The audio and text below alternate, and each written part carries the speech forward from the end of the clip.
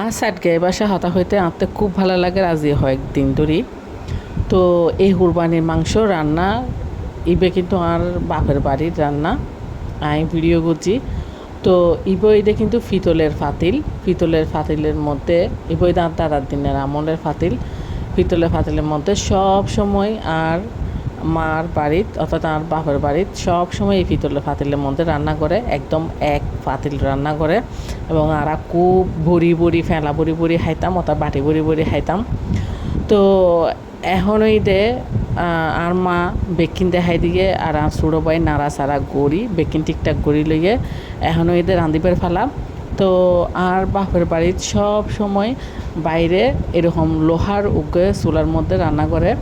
তো এখন আর মা কীভাবে আগুন ধরাইল দেখিলেন, আই জীবনও তো ফাইতাম না ইনার আর মা হালারা ফাড়া দে। তো এখন কোরবানির মাংস ওই যাইব একটু পরে।